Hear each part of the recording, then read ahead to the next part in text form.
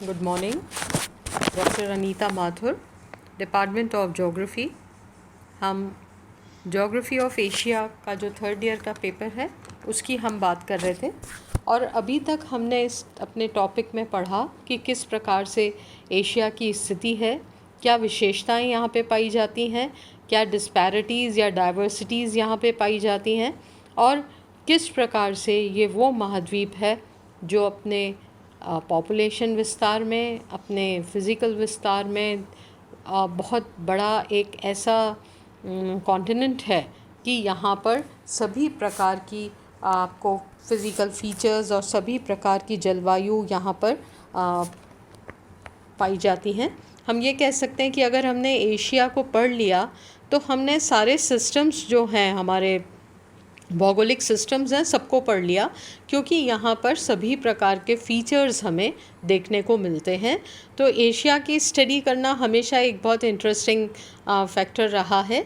और एक हमारा, अगर हम जनरल स्टडी भी करें, या तो हम एक सब्जेक्ट की तरह इसको पढ़ रहे हैं, पर अगर आप जनरल स्टडी भी करोगे तो ज्योग्राफी के सारे फिनोमेनाज आपको इस महाद्वीप में नज़र आ जाएंगे। हम ये टॉपिक जब हमने इंट्रोडक्शन से स्टार्ट किया था तो उसके ये सारे फीचर्स देखे। उसके पहले एक रिक्वेस्ट आपसे मैं ये करना चाहती हूँ कि आप हमेशा, जैसे ही जब आप कोई भी पेपर की शुरुआत करते हैं, तो अगर वो इस टाइप का डिस्क्रिप्टिव टाइप ये इस प्रकार का पेपर है, तो उसमें हमें एक मैप को उसको सीखना पढ़ना बहुत ज़रूरी है। मैप ऐसी चीज़ है कि जो अगर आपने समझ लिया, सीख लिया, पढ़ लिया, तो उससे आपकी काफ़ी सारी समस्याएं हैं जो वो सॉल्व हो जाती हैं। और आपके हर पेपर में क्वेश्चन भी इसके ऊपर आता है। अगर आपने मैप बिल्कुल सही किया तो आपको अच्छे नंबर मिलते हैं।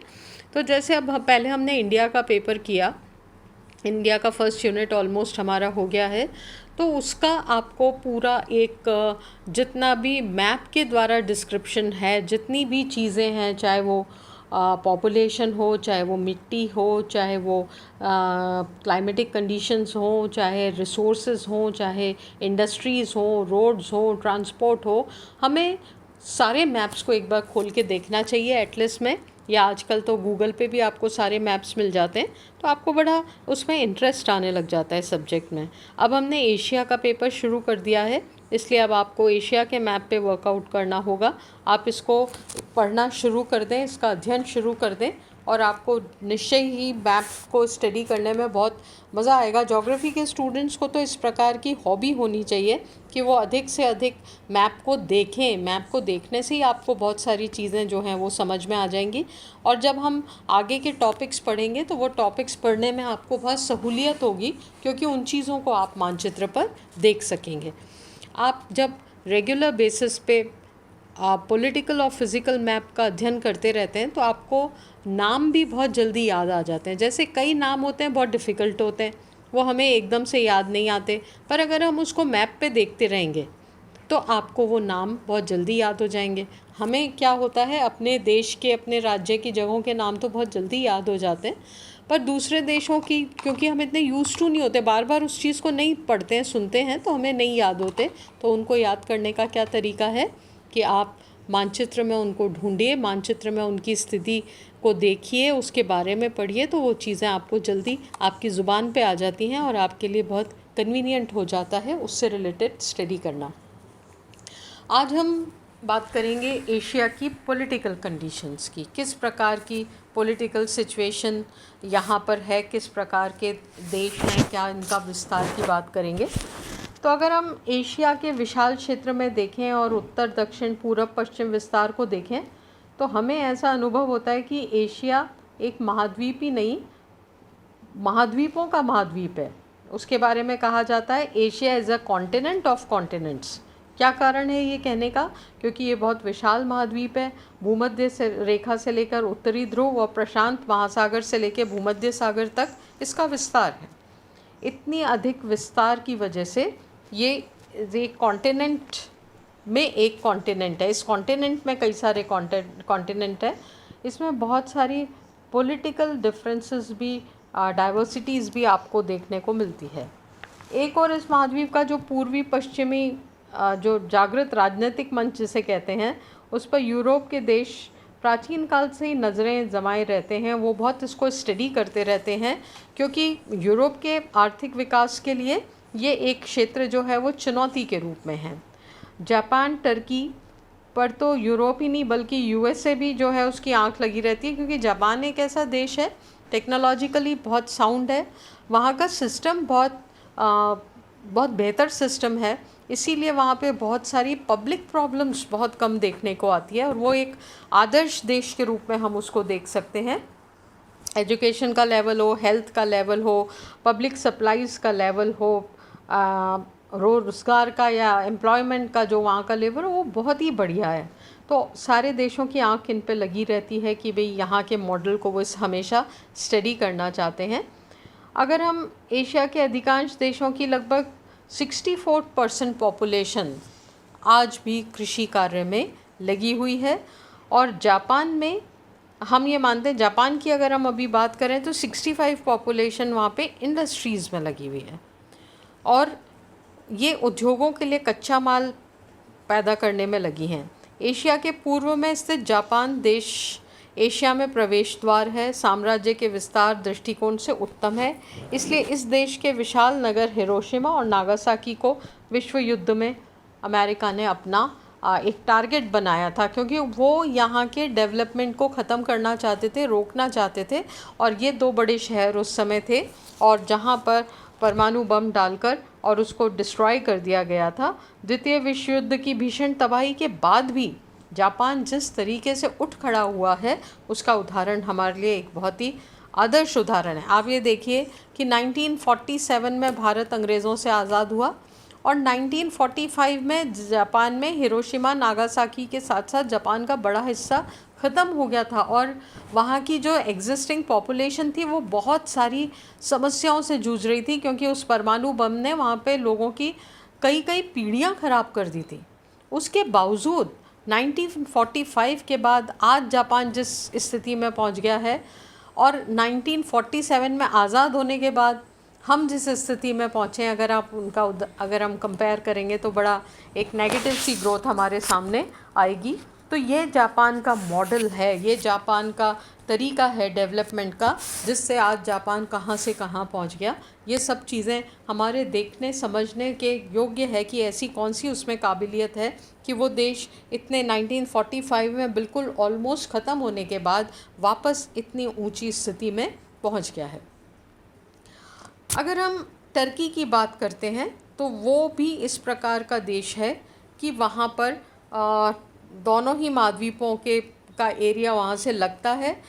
जो यूरोपीय टर्की का पार्ट है, वहाँ पे संस्कृति में यूरोपीय ज़्यादा गुण देखने को मिलते हैं, और एशियाई टर्की में एशिया की सांस्कृतिक झलक देखने को मिलती है। और एक ही देश में ये दोनों कल्चर्स का मिलना, ये बहुत एक इंटरेस्टिंग बात है। और ये जो टर्की अपनी दृष्टि, यूरोपीय देश इस पे अपनी दृष्टि हमेशा रखते हैं, क्योंकि इनको ऐसा लगता है कि ये एक ऐसा राजनीतिक मंच है जहाँ से हम एशिया के देशों को इन्फ्लुएंस कर सकते हैं। एशिया ओवर पॉपुलेटेड कॉन्टिनेंट है, इसलिए यहाँ पे गरीबी और दासता, ये दोनों ही बहुत बड़ी चुनौतियाँ रही हैं शुरू से, और हर देश में आपको इस प्रकार की, आप इक्के दुक्के उदाहरण छोड़ दीजिए, बाकी ये सारी समस्याएं आपको ये दिखाई देंगी पॉपुलेशन की ओवर पॉपुलेटेड होने के कारण, या अनएम्प्लॉयमेंट, गरीबी, ये सारी समस्याएं काफ़ी देशों में हैं। यहाँ पर बहुत अधिक धर्मों के होने की वजह से या इस प्रकार की स्थिति यहाँ पे है कि देशों के आपस में भी बहुत सारे संघर्ष हमारे सामने देखने को मिलते हैं, और समय समय पर इनमें आपस में इस प्रकार का एक संघर्ष रहता है। इसीलिए यहाँ के काफ़ी देश अपना बहुत सारा खर्चा जो है वो हथियारों पे खर्च करते हैं, क्योंकि ये उनकी मजबूरी है। वैसे देखा जाए उनके आर्थिक हालात बहुत ख़राब हैं, परंतु ये मजबूरी है कि वो हथियारों पे अपना पैसा खर्च कर रहे हैं, जो कि लोगों के ऊपर खर्च होना चाहिए। तो ये जो पिछले, अगर हम 20 साल का अध्ययन करें तो इस तरह से बहुत अनस्टेबिलिटी सा रहा, बराबर कुछ ना कुछ डिस्प्यूट्स होते रहे। पर अब हम ये मानते हैं कि अब धीरे धीरे एशिया भी जाग रहा है, अगर हम चाइना की बात करते हैं तो चाइना एक मैन्युफैक्चरिंग हब के रूप में विकसित हुआ है, और विश्व का कौन सा ऐसा देश है जहाँ पे चीन के लोगों ने अपना पैसा इन्वेस्ट नहीं किया हो। आज वर्ल्ड का सबसे बड़ा जो इन्वेस्टर जो देश है वो चीन है। चीन में अपने पैसे को सिर्फ अपने देश में ना करके जो विश्व की बड़ी बड़ी कंपनीज़ हैं उसमें उसने इन्वेस्ट कर रखा है। इसलिए आज चीन ऐसा देश है जो किसी और देश के सामने दबता नहीं है, चाहे वो यूरोपीय देश हो, चाहे वो यूएसए हो। आज वो बहुत सारी चीज़ों के लिए चीन पे डिपेंड है। जब से ये पैंडमिक फैला है, कोरोना वायरस फैला है, लोगों में चीन के प्रति काफ़ी नाराज़गी आ गई है, परंतु फिर भी वो एक झटके से चीन से अपने संबंध खराब नहीं कर पा रहे हैं। क्यों नहीं कर पा रहे हैं? क्योंकि उनके देश में बहुत से ऐसी चीज़ें काम में ली जाती हैं जिनका मैन्युफैक्चरिंग चाइना में होता है, और कहीं वो चीज़ें नहीं बन रही हैं। चाहे आप मोबाइल फ़ोन की बात करें, चाहे आप लैपटॉप की बात करें, चाहे आप परमाणु संयंत्र में काम आने वाले पुर्ज़ों की बात करें, या डिफेंस में काम आने वाले पुर्ज़ों की बात करें, इन सब की मैन्युफैक्चरिंग जो है वो चाइना में हो रही है। तो हम एकदम कोई भी देश विश्व का उससे संबंध नहीं तोड़ सकता।